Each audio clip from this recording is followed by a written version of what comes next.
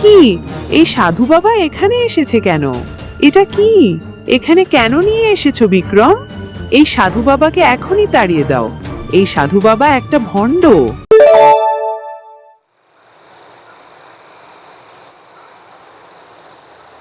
বলি, ও বোমা, কোথায় গেলে তুমি? এদিকে একটু এসো তো, তোমার তো কোনো দেখাই পাই না আমি। বলুন মা, কিছু দরকার আপনার? আমার দরকার নিয়ে তো তুমি কিছুই ভাবো না। বলি, ছেলেটা কোথায় গেল? ছেলেটার কোনো সারা শব্দ পাচ্ছি না কেন? আপনার ছেলে তো মাছ ধরতে গেছে। মাছ ধরতে গেছে মানে? এত রাতে কোথায় মাছ ধরতে গেছে? তুমি কিছু বলতে পারলে না? আমি তো যেতে বারণ করেছিলাম, বলেছিলাম এত রাতে মাছ ধরতে যাওয়ার দরকার নেই, কিন্তু আপনার ছেলে তো আমার কথা শোনে না। আপনি তো ভালোভাবেই জানেন। তুমি একটাবার আমাকে ডাকতে পারতে, তা তো ডাকবে না। সব জায়গায় নিজে চালাকি না করতে পারলে তোমার ভালো লাগে না। এভাবে বলছেন কেন মা? আমি তো আর আপনার ছেলেকে জোর করে পাঠাইনি, আমি তো যেতে বারণ করেছিলাম। কেন বারণ করেছিলে তুমি যে আমার ছেলেটাকে যেতেই হলো? এখন যদি আমার ছেলেটার কোনো বিপদ আপদ হয়ে যায়? কিচ্ছু হবে না মা, আপনার ছেলে এর আগেও বহুবার রাতে মাছ ধরেছে, কিছুই হয়নি, আপনি চিন্তা করবেন না। মনে রেখো, আমার ছেলেটা বিপদে পড়লে তোমাকে আমি এই বাড়ি ছাড়া করব। যত সব।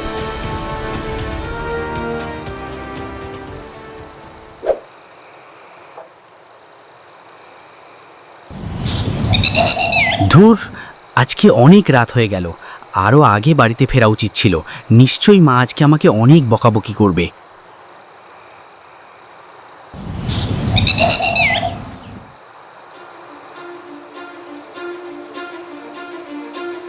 ওরে বাবারে, এটা আবার কি?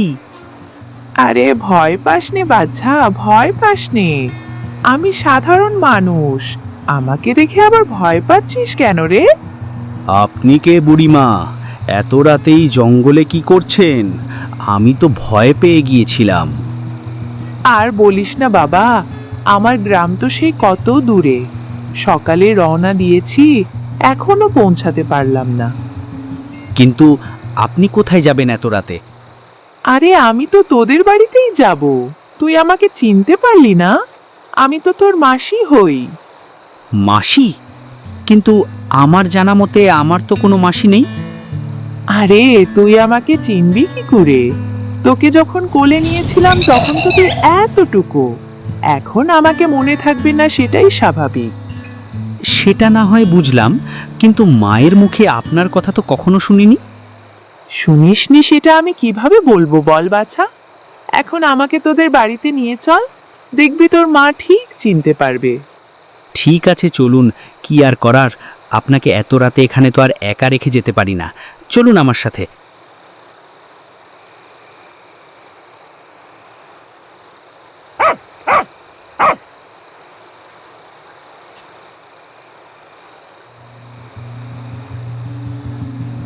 কিরে, তোর এত দেরি হলো কেন? আমি সেই কখন থেকে তোর জন্য অপেক্ষা করছি। এত দেরি করে ফেরার কোনো মানে হয় নাকি? আর বলো না, মাছ ধরতে ধরতে সময় কোন দিক থেকে চলে গেল বুঝতেই পারলাম না। এরপর আর যেন কখনো দেখি না তোকে রাতে মাছ ধরতে যেতে। কখন কোন বিপদ হয়ে যায় কে জানে। ঠিক আছে, ঠিক আছে, আমি তোমার কথা মানব। এখন বলো তো, তুমি এই মাসিকে চিনতে পেরেছো কিনা? হ্যাঁ, তাই তো। তোর সাথে ইনি আবার কে? আমি তো এনাকে চিনি না, তুই আবার তাকে মাসি বলছিস? আরে তুমি চিনতে পারছো না? উনি তো বললো তুমি ওনাকে চিনতে পারবে। উনি আমার মাসি হয়। আরে তুই আমাকে চিনতে পারছিস না?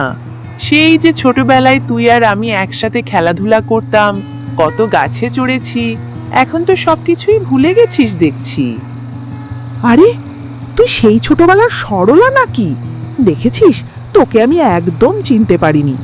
বুড়ো হয়ে যাবার পর সবার চেহারাই বদলে যায়। হ্যাঁ রে, আমি সেই সরলা। তোর ছেলে তো আমাকে চিনতেই পারলো না, এখন দেখি তুইও চিনতে পারলি না। তোদের কি মনে রেখে আমি আবার কোনো ভুল করলাম নাকি? ধুর, কি সব বলছিস? ভুল করবি কেন? মনে রেখেছিস বলেই তো এত বছর পর আবার দেখা হলো। আয়, তুই ভেতরে আয়।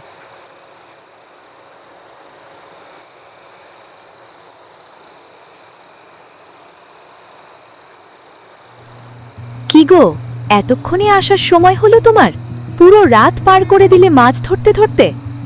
কি আর করব বলো, মাছ ধরা তো আমার নেশা। তুমি মাকে কেন বললে মাছ ধরার কথা? আমি তো তোমাকে বলতে বারণ করেছিলাম। আমার কি দোষ? সে নিজেই তো আমাকে ডেকে তোমার কথা জিজ্ঞাসা করলো। আমি কি মিথ্যে বলবো? নিশ্চয়ই তাহলে মা তোমাকে অনেক কথা শুনিয়েছে। তা নয় তো কি, তোমার মা তো শুধু আমাকেই দেখে, তোমাকে তো আর দেখে না। সারাদিন আমার সাথে ঝগড়া না করতে পারলে তোমার মায়ের পেটের ভাত হজম হয় না। কি আর করার বলো, মা এখন বুড়ো হয়ে গেছে, এখন শুধু চেঁচামেচি করে। একটু মানিয়ে গুছিয়ে নাও তুমি। শুধুমাত্র তোমার কারণেই আমি মানিয়ে গুছিয়ে নিচ্ছি, না হলে তোমার মা যে ব্যবহারগুলো করে ওগুলো মেনে এই বাড়িতে আমি কখনোই টিকতে পারতাম না। তুমি চিন্তা করো না, আমি মাকে বুঝিয়ে বলবো যেন তোমার সাথে ঝগড়াঝাটি না করে। বাইরে আর কে এসেছে বলো তো? কারো যেন কথার আওয়াজ পেলাম। ওই তো মায়ের এক দূর সম্পর্কের বোন এসছে, বলতে পারো বান্ধবী। আমাদের সম্পর্কে মাসি হয়। এত রাতে তুমি ওই মহিলাকে কোথায় পেলে? আরে নদীর পাড়ে যা জঙ্গল আছে না, সেখানেই তো পেলাম। মহিলা আমার কাছে এসে বলল সে নাকি আমার মাসি হয়। এটা কোনো কথা? বড় হয়ে যাওয়ার পর তোমার চেহারা তো বদলে গেছে, তাহলে সে তোমাকে চিনল কিভাবে? তুমি তো তাকে চিনতে পারলে না। আমি কিছুই জানি না, তবে মা চিনতে পেরেছে। ওসব নিয়ে ঘেবো না, এখন ঘুমিয়ে পড়ো।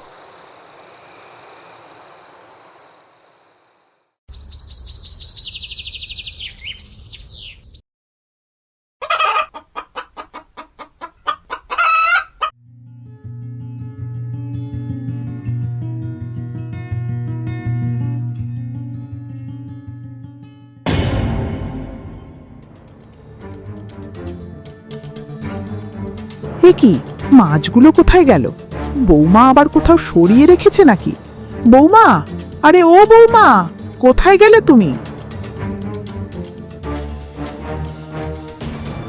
কি হলো মা, আপনি আবার ডাকাডাকি করছেন কেন?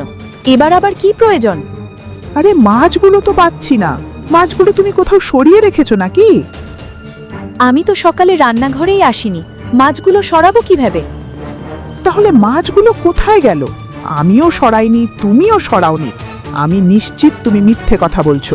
মাছগুলো কোথায় রেখেছো সেটা তুমি বলো। আশ্চর্য, এতগুলো মাছ নিয়ে আমি কি করব? আর আমি তো বাড়িতেই আছি, সরিয়ে রাখবো কোথায়? নিশ্চয়ই তুমি মাছগুলো বিক্রি করেছো, না হয় বাপের বাড়িতে পাঠিয়ে দিয়েছো। এই জন্যই বলেছি ছেলেটাকে গরিব ঘরের মেয়েকে বিয়ে করিস না। মাছ হারানো গেছে এর সাথে আমার বাবা গরিব কিনা সেটার কি সম্পর্ক? আপনি মিছে মিছে এখন আমাকে কথা শোনাচ্ছেন। আমি মিছি মিছি কথা শোনাচ্ছি তাই না? আজকে আসুক আমার ছেলে, এই মাছ কোথায় গেছে সেটা আমিও বের করব। ঠিক আছে, আপনি বের করেন, তাতে আমার অবশ্য কোনো সমস্যা নেই। আমিও দেখি ওই মাছ কোথা থেকে বের হয়।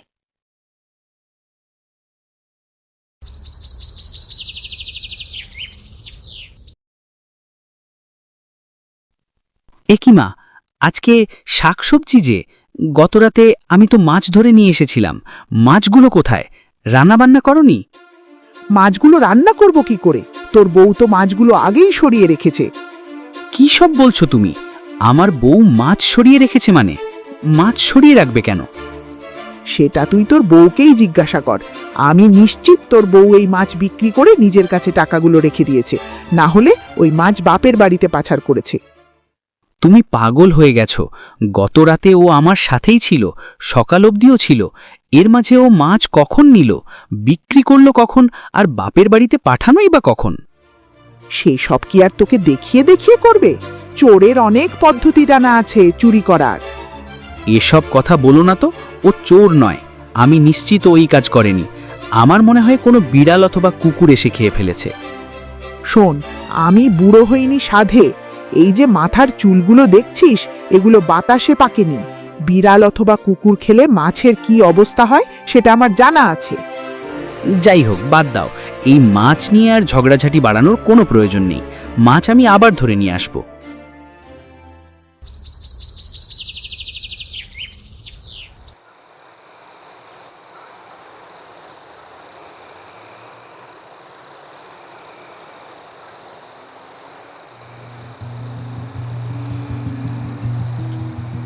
আরে বাবা, এত মাছ নিয়ে এসেছো, আজকে তো মজাই হবে।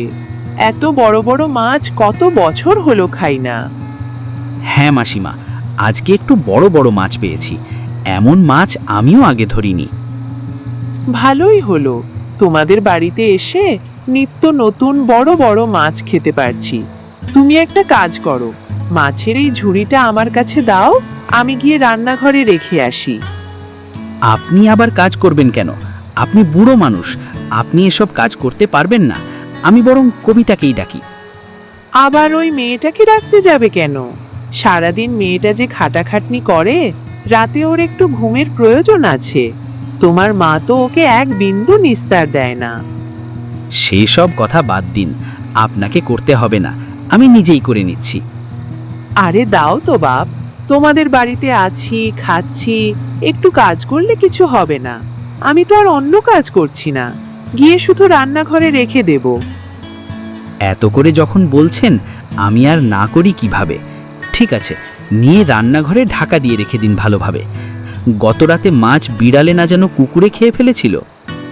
ঠিক আছে ঠিক আছে, তোমাকে চিন্তা করতে হবে না, আমি যাচ্ছি। তুমি হাত মুখ ধুয়ে ঘরে যাও।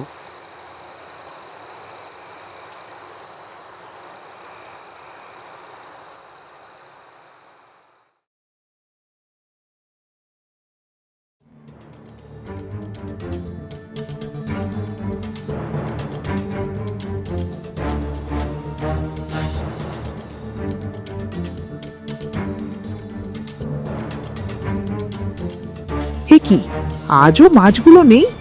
বিক্রম যে বলল গত রাতে বড় বড় মাছ ধরে এনেছিল, মাছগুলো গেল কোথায়? আরে ও বৌমা!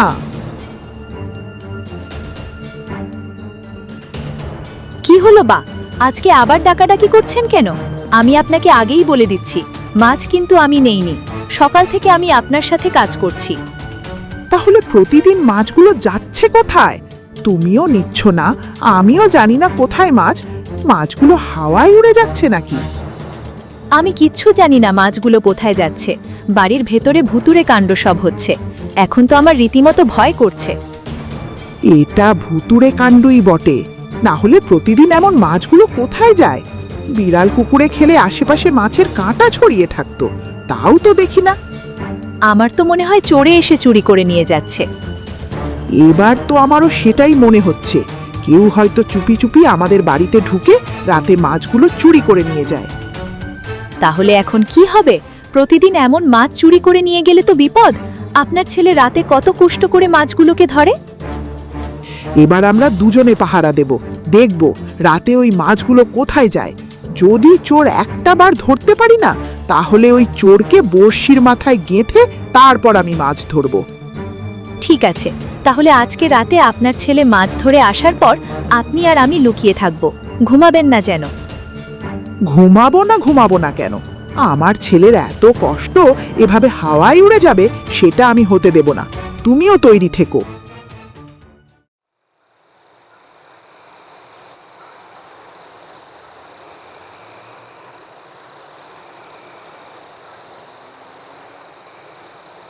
কি হচ্ছে বলো তো বৌমা? এত রাত হয়ে গেল, তবুও তো আসার নাম নেই। তাহলে কি আজকে চোরে মাছ চুরি করতে আসবে না? অবশ্যই আসবে মা, আজকেও আপনার ছেলে বড় মাছ পেয়েছে। এই মাছের লোভে অবশ্যই আসবে। এ আবার এত রাতে এখানে কি করছে? কোনোভাবেও চোর নয় তো? কিন্তু উনি চুরি করে মাছগুলো নিয়ে যাচ্ছেই বা কোথায়? উনি তো প্রতিদিন আমাদের বাড়িতেই থাকছে। একটু অপেক্ষা করো, দেখিও কি করে। তারপর ওই মাছগুলো নিয়ে কোথায় যায় সেটাও দেখতে হবে।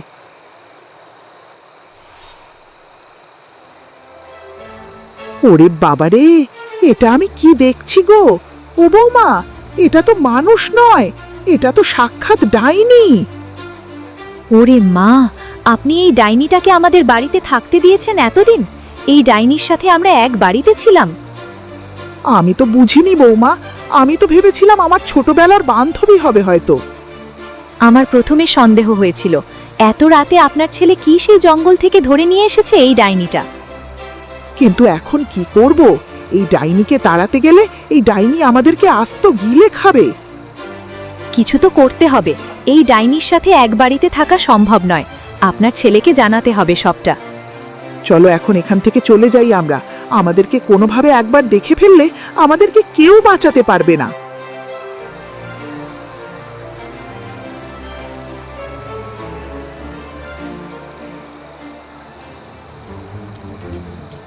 কি হলো? তোমরা এত রাতে এত তাড়াহুড়ো করে এখানে, তাও আবার একসাথে? দেখো, এখন কিন্তু ঝগড়াঝাটির কোনো বিচার করতে পারবো না আমি। ওরে বাবারে, ঝগড়াঝাটি আমরা করিনি। আমরা তোকে একটা খবর দিতে এসেছি। আমাদেরকে বাঁচা বাপ। সে কি? আবার কি হলো তোমাদের? কি হয়েছে সবটা খোলাসা করে আমাকে বলো। ওই যে আমাদের বাড়িতে যেই বুড়িটা এসেছে, ও কোনো সাধারণ মানুষ নয়, ও হলো একটা ডাইনি। কি সব বলছো তোমরা? ডাইনি হতে যাবে কেন? এই তো দিব্যি আমাদের সামনে ঘুরে বেড়াচ্ছে। আরে মা ঠিক কথাই বলছে। আমি আর মা একটু আগেই দেখে এসেছি সবটা। আমাদের বাড়ির সমস্ত মাছ এই ডাইনিটা খেয়ে ফেলছে। এটা আবার কখনো সম্ভব নাকি? আমার বিশ্বাস হচ্ছে না। তোমরা হয়তো ভুল দেখেছো। দেখলেন মা, দেখলেন আপনার ছেলে কোনোভাবে বিশ্বাস করছে না। এবার আপনার যা করার আপনি করুন। আমাদের কথা বিশ্বাস করছিস না? এক চড়ে দাঁতগুলো সব ফেলে দেব, তারপর বিশ্বাস করবি। আমি আর বৌমা নিজের চোখে দেখে এসেছি। বুড়িটা ডাইনি রূপে এসে মাছগুলো কাঁচা গিলে খেয়েছে। তাহলে সত্যিই নাকি? এখন এই ডাইনির হাত থেকে আমাদেরকে কে বাঁচাবে? তুমি একটা কাজ করো, তুমি গিয়ে কোনো তান্ত্রিক অথবা সাধু বাবাকে কালকে ডেকে এনো। না হলে এই ডাইনির হাত থেকে আমাদেরকে কেউ রক্ষা করতে পারবে না। বেশ, আমি সকাল হতেই কোনো সাধু বাবাকে নিয়ে আসব। তোমরা এখন এই বিষয় নিয়ে কিছু বলো না।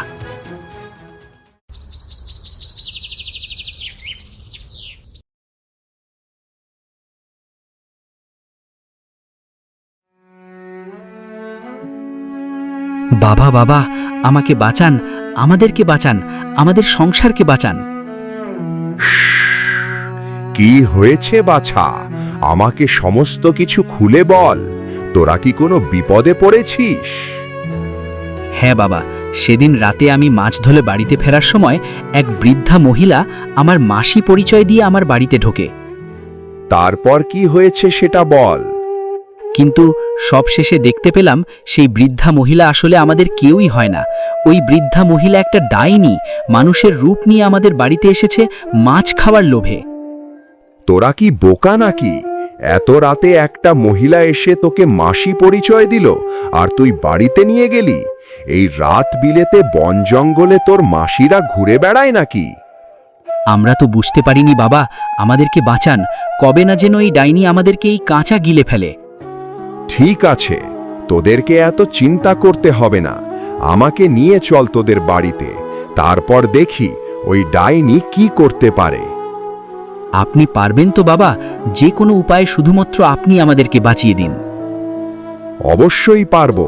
ওই ডাইনি যতই শক্তিশালী হোক না কেন, আমার হাত থেকে রেহাই পাবে না। আমাকে নিয়ে চল।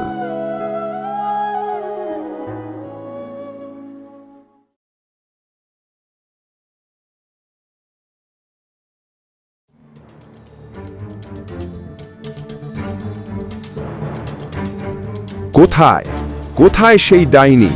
বেরিয়ে আয়। আজকে দেখি তোর কত বড় বুকের পাটা।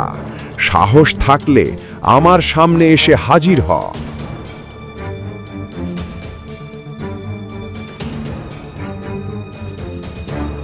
এ কি?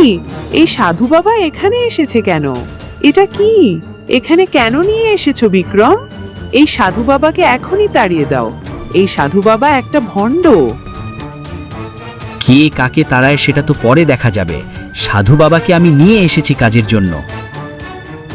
আমি ভণ্ড নাকি তুই ভণ্ড, সেটাই এখন পরিষ্কার হয়ে যাবে।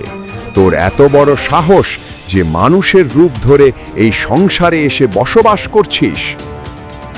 কি সব বলছে আমি তো কিছুই বুঝতে পারছি না। কিছুই বুঝতে পারছিস না, তাই না? তাহলে এই নে।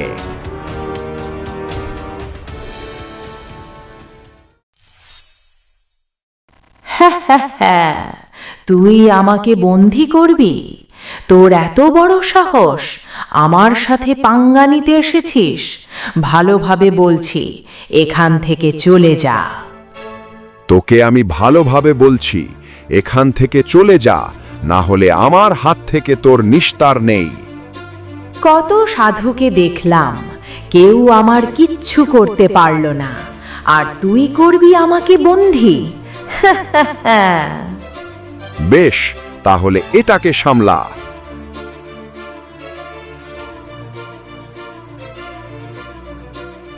ওরে ছেড়ে দে আমাকে, আমি আর এই বাড়িতে আসবো না, আমাকে ছেড়ে দে সাধু, আমাকে ছেড়ে দে।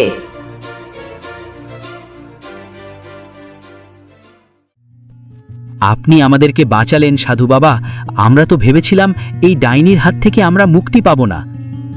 সমস্ত বিপদ থেকে রেহাই পাওয়ার একটা না একটা পথ অবশ্যই থাকে।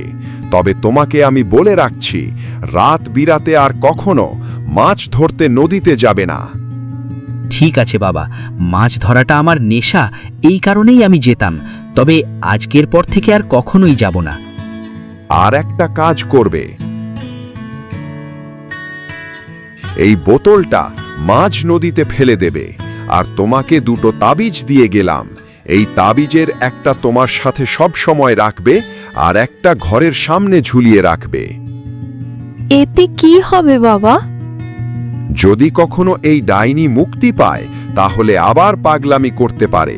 বিক্রম তো বাইরে যায়, এই তাবিজ থাকলে ওর আশেপাশে ঘেঁষতে পারবে না ওই ডাইনি, আর বাড়িতেও আসতে পারবে না বাড়ির সামনে টাঙিয়ে রাখা ওই তাবিজের জন্য। ঠিক আছে বাবা, আপনাকে অনেক অনেক ধন্যবাদ। চলুন, আমি পৌঁছে দিচ্ছি।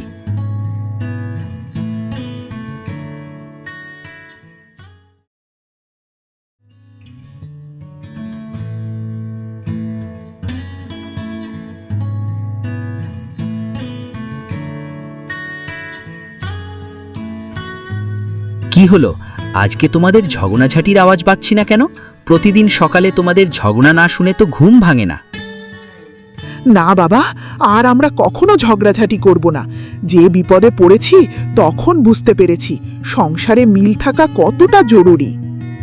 মা কিন্তু ঠিক কথাই বলেছে, আমরা আর ঝগড়াঝাটি কখনোই করব না। তবে বাবা সাবধান, আমাকে না জানিয়ে হলেও ওই নদীতে তুমি আর কখনো মাছ ধরতে যাবে না, এই বলে দিলাম। আমি আর যাব না, এই কান ধরেছি। একবার ওই ডাইনির হাত থেকে বেঁচে গেছি, আবার কোন ডাইনি এসে জুটে যাবে কে জানে। আমি তখনই বারবার করে বলেছিলাম বিক্রমকে, কিন্তু তখন বলল মা নাকি চিনতে পেরেছে। আর চেনা কি থেকে কি হয়ে গেল সেটাই বুঝতে পারলাম না। এখনো আমার ভয়ে গা শিউরে ওঠে। এই ডাইনিটাকে নিয়ে এতটা দিন আমরা এক বাড়িতেই ছিলাম। যাক, এসব নিয়ে আর কথা বাড়িয়ে লাভ নেই। যেই বিপদ এসেছিল সেই বিপদ কেটে গেছে। এখন দুজনে মিলেমিশে থাকবে, না হলে কিন্তু আবার বিপদে পড়ব আমরা। সৃষ্টিকর্তার কাছে সেই মানুষই সবচেয়ে প্রিয়, যে অন্যের জীবনের জন্য নিজের সুখ বিসর্জন দিতে পারে। সুখী, তোমার পরীক্ষা শেষ, তোমার ধৈর্য আর ভালোবাসা জয়ী হয়েছে। হরিণটি তার শিং দিয়ে সুখীর গলা স্পর্শ করে। একটি সোনালী আভা সুখীর শরীরে মিশে যায়। সাথে সাথে সুখীর কুঁড়ে ঘরটি সুন্দর এক অট্টালিকায় পরিণত হয় এবং তার উঠোন ধান্য ও প্রাচুর্যে ভরে ওঠে।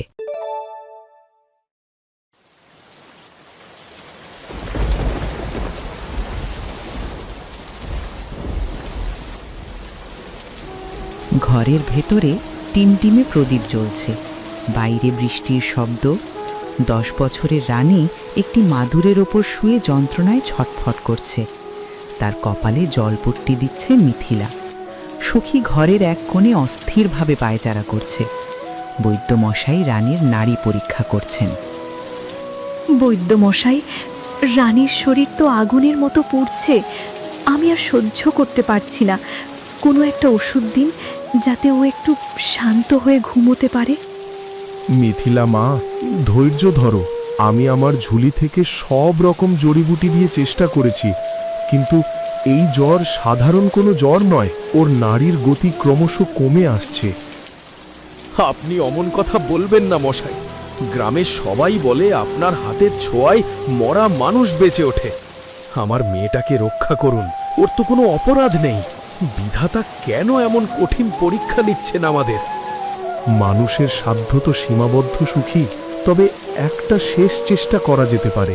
আজ থেকে বহু বছর আগে আমার গুরু এক বিশেষ ঔষধের কথা বলেছিলেন।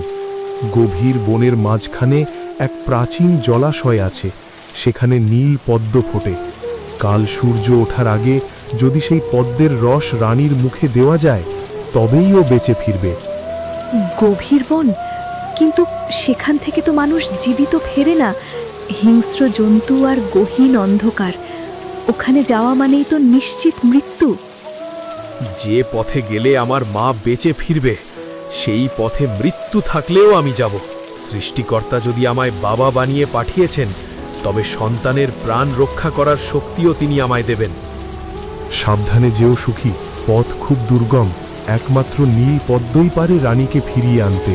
আর দেরি করো না, সময় ফুরিয়ে আসছে। আমি এখনই বেরোচ্ছি। মিথিলা, তুই রানীর পাশে থাক, আমি ঠিক নীলপদ্ম নিয়ে ফিরব। বিধাতা আমাদের সহায় হবেন।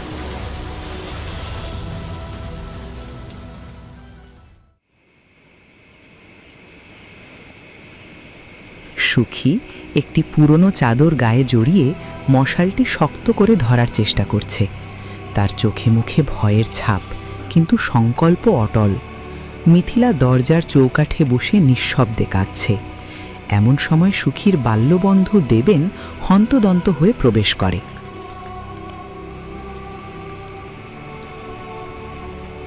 সুখী, খবর পেয়ে আর স্থির থাকতে পারলাম না রে। এই দুর্যোগে তুই একাই গভীর বনের দিকে রওনা হচ্ছিস? আর তো কোনো পথ নেই রে দেবেন। বৈদ্যমশাই বললেন নীলপদ্ম ছাড়া রানীকে বাঁচানো যাবে না। আমার বাছাধন ঘরে ঢুকছে, আমি ঘরে বসে থাকি কি করে? কিন্তু অন্ধকারটা বড় বেশি গভীর মনে হচ্ছে আজ। ভয় পাবি না ভাই, তুই মহৎ কাজে বেরোচ্ছিস। যে বাবা সন্তানের জন্য জীবন বাজি রাখে, সৃষ্টিকর্তা তার হাত কখনো ছেড়ে দেন না। ওগো, তোমরা কেউ ওকে আটকাও। গভীর বন থেকে কেউ কোনোদিন ফিরে আসেনি। আমি রানী আর তোমাকে একসাথে দুজনকে হারাতে পারবো না। বৌঠান, তুমি ভেঙে পড়ো না, আমি এখানে আছি, রানীর দেখভাল করব। সুখী, তুই যা, নিজের ওপর বিশ্বাস রাখিস আর বিধাতাকে স্মরণ করিস। নীল পদ্ম তোকে আনতেই হবে। ঠিক বলেছিস দেবেন। বিধাতা যখন আমায় এই পথে পাঠাচ্ছেন, তিনি আমায় পথ দেখাবেন। আমি আসছি।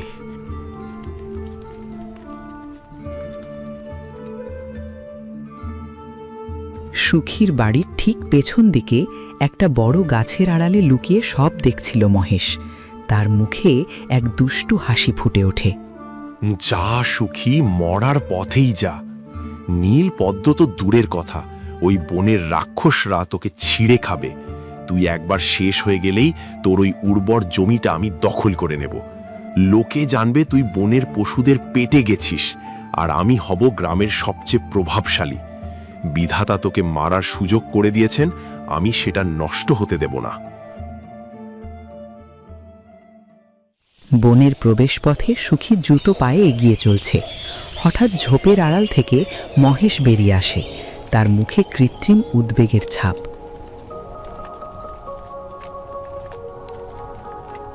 আরে সুখী, কোথায় যাচ্ছিস এই অসময়ে?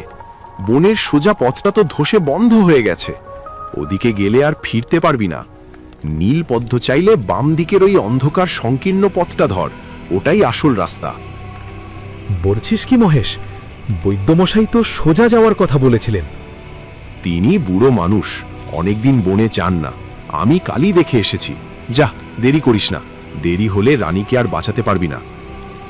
সুখী বিভ্রান্ত হয়ে মহেশের বলা ভুল পথে পা বাড়ায়। মহেশ আড়ালে পৈশাচিক হাসে এবং দ্রুত গ্রামের মোড়ল দেবাশিস বাবুর বাড়ির দিকে ছোটে। মোড়ল দেবাশিস বাবু তামাক খাচ্ছিলেন। দেবেন সেখানে বসে চিন্তিত মুখে রানীর কথা বলছিল। মহেশ হন্তদন্ত হয়ে ভেতরে ঢোকে। মোড়ল মশাই, সর্বনাশ হয়ে গেছে। সুখী পাগল হয়ে গেছে। ও বনের সেই নিষিদ্ধ এলাকায় ঢুকে পড়েছে, যেখানকার গাছপালা ছোঁয়া বারণ। ও নাকি কি সব অশুভ শক্তিকে তুষ্ট করতে গেছে। কি বলছো মহেশ? আমাদের পূর্বপুরুষরা বলে গেছেন ওই এলাকায় কেউ ঢুকলে পুরো গ্রামে মহামারী নামবে। সুখী এমন কাজ করতে পারে না। মোড়ল মশাই, মহেশ মিথ্যে বলছে। সুখী শুধু ওর মেয়ের প্রাণ বাঁচাতে নীলপদ্ম খুঁজতে গেছে। ও কোনো অশুভ কাজ করতে পারে না। আপনি দেবেনের কথা বিশ্বাস করবেন না মোড়ল মশাই। আমি নিজের চোখে ওকে নিষিদ্ধ সীমানা পার হতে দেখেছি। ও যদি ওখান থেকে কিছু নিয়ে ফেরে তবে আমাদের সবার অমঙ্গল হবে। সৃষ্টিকর্তা আমাদের ক্ষমা করবেন না। এখনই ওকে আটকাতে লোক পাঠান। যদি মহেশের কথা সত্যি হয় তবে তো গ্রামের স্বার্থে আমাকে কঠোর হতে হবে। বিধাতা জানেন সত্য কি। দেবেন, তুমি আমার সঙ্গে চলো। আমাদের বনের মুখে গিয়ে দেখতে হবে সুখী আসলে কোন পথে গেছে।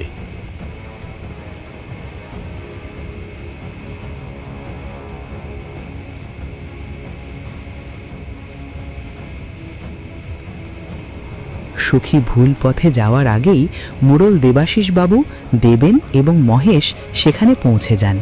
মশালের আলোয় সবার মুখ গম্ভীর। সুখী অবাক হয়ে দাঁড়িয়ে পড়ে। থামো সুখী। মহেশ অভিযোগ করেছে তুমি গ্রামের নিয়ম ভেঙে নিষিদ্ধ এলাকায় প্রবেশ করছো। তুমি কি জানো না এতে পুরো গ্রামের উপর অমঙ্গল নেমে আসতে পারে? দেখলেন তো মোড়ল মশাই, আমি ঠিকই বলেছিলাম। ও নিজের স্বার্থের জন্য আমাদের সবার বিপদ ডেকে আনছে। ওকে এখনই আটকে রাখা উচিত। মোড়ল মশাই, বিশ্বাস করুন, আমি কোনো অমঙ্গল ঘটাতে চাই না। আমার মেয়েটা ঘরে মৃত্যুর সাথে লড়ছে। ওর নিঃশ্বাস ক্রমশ ক্ষীণ হয়ে আসছে। কোনো বাবা কি স্থির থাকতে পারে? বিধাতা যদি আমাকে পিতা হওয়ার অধিকার দিয়ে থাকেন তবে আমার মেয়ের প্রাণ রক্ষা করার লড়াই করার অধিকারও নিশ্চয়ই দিয়েছেন। মোড়ল মশাই, সুখী কোনোদিন কারোর ক্ষতি করেনি। ও শুধু নীলপদ্ম খুঁজতে যাচ্ছে। মহেশ ওকে ভুল বুঝিয়ে বাধা দেওয়ার চেষ্টা করছে। মোড়ল মশাই, গ্রামের মানুষের অমঙ্গল আমি চাই না। যদি নীলপদ্ম আনতে গিয়ে আমার মৃত্যুও হয় আমি রাজি। শুধু একবার অনুমতি দিন। একজন বাবার আকুতি কি আপনাদের নিয়ম কানুনের চেয়েও ছোট? সৃষ্টিকর্তা কি দয়া এবং ভালোবাসাকে সবার উপরে স্থান দেননি? মহেশ, হিংসা মানুষের চোখ অন্ধ করে দেয়, কিন্তু একজন পিতার চোখের জল কখনো মিথ্যে হয় না। সুখী, তোমার সাহস আর সন্তানের প্রতি এই অকৃত্রিম ভালোবাসা দেখে আমি মুগ্ধ। কোনো নিয়মই একজন পিতার কর্তব্যের চেয়ে বড় হতে পারে না। কিন্তু মোড়ল মশাই, গ্রামের নিয়ম। চুপ করো মহেশ। নিয়ম মানুষের মঙ্গলের জন্য, কারো প্রাণ কেড়ে নেওয়ার জন্য নয়। যাও সুখী, আমি তোমাকে অনুমতি দিচ্ছি। তোমার সততা আর নিষ্ঠাই তোমার বর্ম হবে। সৃষ্টিকর্তা বা সেই পরম বিধাতা যেন তোমার সহায় হন। তুমি রানীকে সুস্থ করে নিয়ে ফিরে এসো। আপনাদের আশীর্বাদ আর বিধাতার করুণাই আমার একমাত্র ভরসা। বনের দৃশ্যপট ক্রমশ রহস্যময় হয়ে উঠছে। বড় বড় গাছের ডালপালাগুলো যেন নিথর হাত বাড়িয়ে দাঁড়িয়ে আছে। ঝিঝি পোকার ডাক আর নাম না জানা বন্য পাখিদের অদ্ভুত চিৎকার নিস্তব্ধতা ভেঙে দিচ্ছে। কুয়াশার চাদরে ঢাকা চারপাশ। সুখী হাতে মশাল নিয়ে সাবধানে পা ফেলছে, কিন্তু তার ক্লান্ত শরীর আর সায় দিচ্ছে না।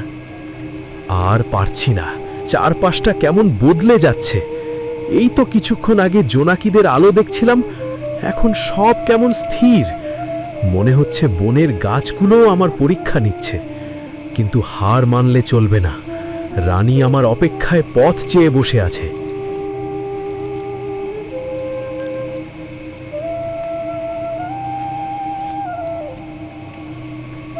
হে পরম বিধাতা, তুমি তো অন্তর্যামী। তুমি জানো আমি কোনো ধন সম্পদ বা রাজত্বের লোভে এখানে আসিনি। আমি এসেছি এক অসহায় পিতার আর্তনাদ নিয়ে। তুমি এই বিশাল সৃষ্টি করেছ। এই বনের প্রতিটি লতা পাতায় তোমার প্রাণ বিদ্যমান। তবে কেন আজ আমি পথ হারিয়ে ফেলছি? আমায় শক্তি দাও সৃষ্টিকর্তা, যাতে আমি আমার সন্তানের প্রাণ রক্ষা করতে পারি।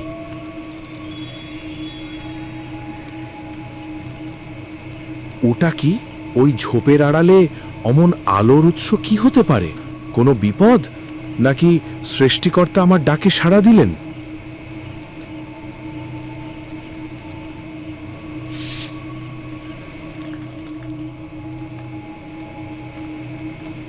ঝোপের আড়াল থেকে তীব্র এক রূপলি আলো বেরিয়ে আসে। সুখী হাত দিয়ে চোখ আড়াল করে দাঁড়িয়ে থাকে। ধীরে ধীরে আলোটা সহনীয় হয়ে এলে সখী দেখতে পায় তার সামনে দাঁড়িয়ে আছে এক অপরূপ সুন্দর হরিণ। হরিণটির গায়ের রং দুধে আলতা, আর তার সুদীর্ঘ শিংগুলো থেকে হীরের মতো উজ্জ্বল জ্যোতি বিচ্ছুরিত হচ্ছে। এ আমি কি দেখছি? এ কি স্বপ্ন নাকি সত্য? এমন অদ্ভুত সুন্দর প্রাণী তো আমি কখনো দেখিনি। হে বিধাতা, এ কি তোমারই কোনো দূত? ভয় পেও না সুখী, আমি এই বনের রক্ষক। বহু যুগ ধরে আমি এখানে আছি। তোমার অন্তরের আরতি আমায় এখানে টেনে এনেছে। আপনি আপনি কথা বলতে পারেন? আপনি আমার নাম জানেন? সৃষ্টিকর্তার এই সৃষ্টিতে অসাধ্য বলে কিছু নেই। আমি জানি তোমার কন্যা রানী মৃত্যু শয্যায়। আমি এও জানি নীল পদ্মের খোঁজে তুমি তোমার জীবন বাজি রেখে এই গভীর অরণ্যে এসেছ। তবে আপনি আমার শেষ ভরসা। দয়া করুন, বৈদ্যমশাই বলেছেন নীল পদ্মের রস ছাড়া আমার মা বাঁচবে না। আমাকে পথ দেখিয়ে দিন। পথ আমি জানি সুখী। ওই পাহাড়ের পাদদেশে যে স্বচ্ছ সরোবর আছে সেখানেই নীলপদ্ম ফোটে। কিন্তু মনে রেখো, ওই ওষুধের শক্তি অত্যন্ত পবিত্র। তা অর্জন করতে হলে তোমাকে এক কঠিন পরীক্ষা দিতে হবে। প্রকৃতি এবং বিধাতার নিয়ম অনুযায়ী কিছু পেতে হলে তার সমান মূল্যবান কিছু ত্যাগ করতে হয়। আমি প্রস্তুত। আমার জীবন চাইলে আমি তাও দিতে পারি। শুধু আমার মেয়েটাকে সুস্থ করে দিন। জীবন নয় সুখী, আমি তোমার থেকে অন্য কিছু চাইব। এমন এক জিনিস যা তোমার খুব প্রিয়। তুমি কি সেই ত্যাগের জন্য প্রস্তুত? ভালো করে ভেবে উত্তর দাও, কারণ একবার কথা দিলে আর ফেরানো যাবে না। সন্তানের প্রাণের চেয়ে বড় প্রিয় আর কিছু নেই আমার কাছে। আপনি যা চাইবেন আমি তাই দেব। আমি কথা দিচ্ছি। তবে তাই হোক, আমার সঙ্গে এসো।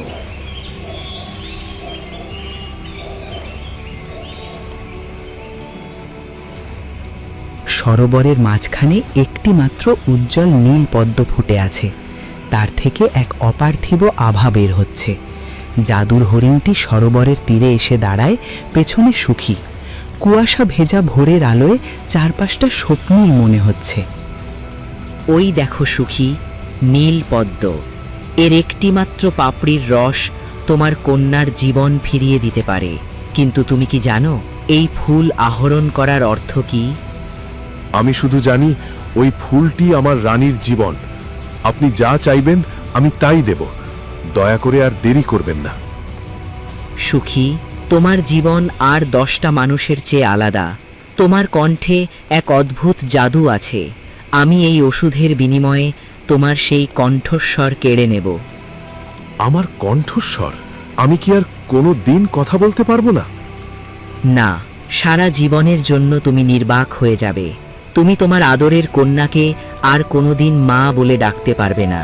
ভেবে দেখো সুখী, কথা না বলতে পারা এক জীবন্ত মৃত্যুর সমান। তুমি কি সত্যিই নীল পদ্মের জন্য এই মহান ত্যাগ করতে প্রস্তুত? আমার কণ্ঠ দিয়ে আমি কি করব যদি আমার মেয়েটাই না থাকে? তার হাসি মুখ দেখার জন্য আমি চিরকাল নীরব থাকতে রাজি আছি। বিধাতা আমায় কথা বলার শক্তি দিয়েছিলেন মানুষের সেবা করতে। আজ সেই শক্তি বিসর্জন দিয়ে যদি আমার সন্তানের জীবন বাঁচে, তবে এর চেয়ে বড় সার্থকতা আর কি হতে পারে? আমি রাজি। তোমার এই নিঃস্বার্থ ভালোবাসা ইতিহাসে লেখা থাকবে। যাও, পদ্মটি ছিঁড়ে নাও।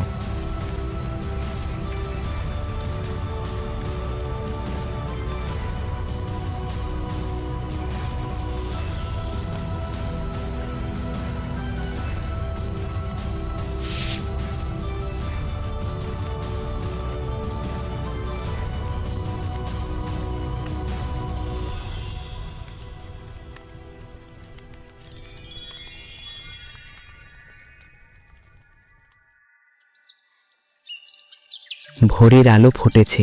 মিথিলা দরজায় বসে পথ চেয়ে আছে, তার চোখে জল। এমন সময় সুখী টলটলে তললে উঠোনে এসে দাঁড়ায়, তার হাতে সেই উজ্জ্বল নীল পদ্ম।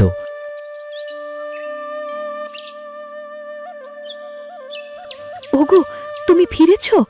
আমি জানতাম তুমি ঠিক ফিরবে। তুমি কথা বলছো না কেন? জখম হয়েছে খুব, খুব কষ্ট হচ্ছে?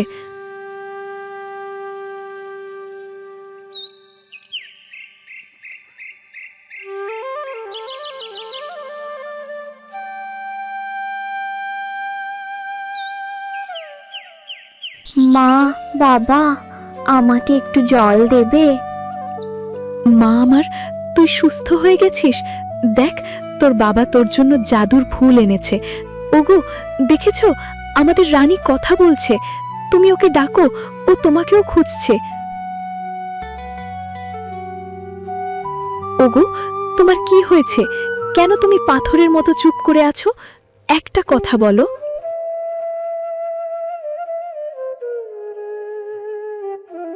ও কোনো কথা বলবে না মিথিলা।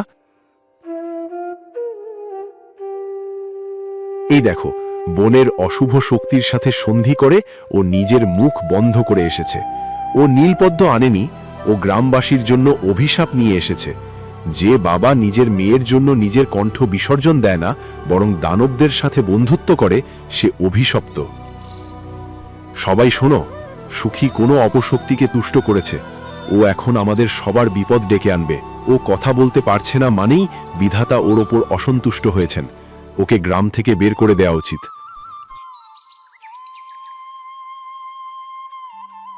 গ্রামের মানুষ জমায়েত হয়েছে। মহেশ হাত পা নেড়ে উত্তেজনায় সবাইকে বোঝাচ্ছে। সুখী মাথা নিচু করে একপাশে দাঁড়িয়ে আছে, তার পাশে বন্ধু দেবেন। মোড়ল মশাই, আপনি এখনো দয়া দেখাচ্ছেন? দেখুন এই লোকটার দিকে। ও কথা বলার শক্তি হারিয়েছে কারণ ও বনের নিষিদ্ধ অশুভ শক্তির সাথে কোনো গোপন চুক্তি করেছে। সৃষ্টিকর্তা ওকে শাস্তি দিয়েছেন। ও যদি গ্রামে থাকে তবে আমাদের সবার উপর গজব নেমে আসবে। মহেশ, তোর মুখে কি কিছু আটকায় না? সুখী নিজের কণ্ঠ বিসর্জন দিয়েছে তার মেয়ের জীবনের জন্য। একে ত্যাগ বলে, অভিশাপ নয়। মোড়ল মশাই, আপনি কি ওর ওপর অন্যায় করবেন? চুপ কর দেবেন।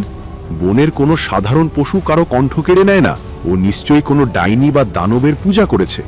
মোড়ল মশাই, গ্রামের মঙ্গলের জন্য ওকে এখনই নির্বাসনে পাঠান। গ্রামের নিয়ম বড় কঠিন সুখী।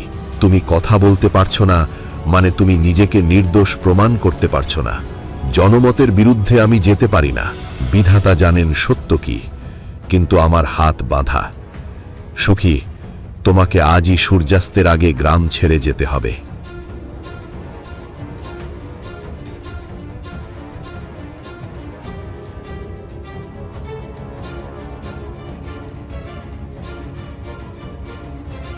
এ কি অলৌকিক দৃশ্য! এই তো সেই জাদুর হরিণ যার গল্প পূর্বপুরুষরা বলতেন। এ কি? এ এখানে কেন? ও কি সুখীকে ধ্বংস করতে এসেছে? পুরো গ্রাম নিস্তব্ধ। জাদুর হরিণের শিং থেকে বিচ্ছুরিত আলোয় মহেশের মুখ ফ্যাকাশে হয়ে গেছে। হরিণটি মানুষের গলায় গম্ভীর স্বরে কথা বলে ওঠে। গ্রামবাসীরা, অজ্ঞতা আর হিংসার বশবর্তী হয়ে তোমরা এক মহৎ মানুষকে অপমান করছো। সুখী কোনো অশুভ শক্তির উপাসক নয়। সে একজন আদর্শ পিতা, যে তার সন্তানের প্রাণের বিনিময়ে নিজের সবচেয়ে প্রিয় কণ্ঠস্বর আমায় দান করেছিল। আমরা ভুল করেছি, কিন্তু হরিণরাজ, আপনি কেন এই কঠিন পরীক্ষা নিলেন? মানুষের হৃদয়ের গভীরতা মাপার জন্য ত্যাগের প্রয়োজন হয়। সুখীর এই নিঃস্বার্থ ত্যাগে স্বয়ং বিধাতা সন্তুষ্ট হয়েছেন। সৃষ্টিকর্তার কাছে সেই মানুষই সবচেয়ে প্রিয়, যে অন্যের জীবনের জন্য নিজের সুখ বিসর্জন দিতে পারে। সুখী, তোমার পরীক্ষা শেষ। তোমার ধৈর্য আর ভালোবাসা জয়ী হয়েছে। হরিণটি তার শিং দিয়ে সুখীর গলা স্পর্শ করে। একটি সোনালি আভা সুখীর শরীরে মিশে যায়। সাথে সাথে সুখীর কুঁড়ে ঘরটি সুন্দর এক অট্টালিকায় পরিণত হয় এবং তার উঠোন ধান্য ও প্রাচুর্যে ভরে ওঠে।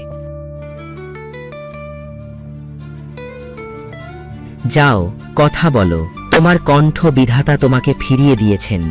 তোমার জীবন হবে সুখ ও শান্তির উদাহরণ। হে পরম বিধাতা, তোমার অশেষ করুণা। আমি তো শুধু আমার মেয়েকে ফিরে পেতে চেয়েছিলাম, তুমি আমাকে উজাড় করে দিলে। আপনার ঋণ আমি কোনো দিন শোধ করতে পারবো না। মহেশ, তোমার হীন ষড়যন্ত্র আজ সবার সামনে ধরা পড়েছে। তুমি গ্রামের মানুষের মনে বিষ ঢেলেছ।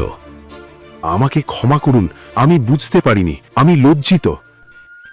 মনে রেখো, যেখানে ভালোবাসা আর নিঃস্বার্থ ত্যাগ থাকে সেখানে স্বয়ং সৃষ্টিকর্তা বিরাজ করেন। সুখী, ভালো থেকো।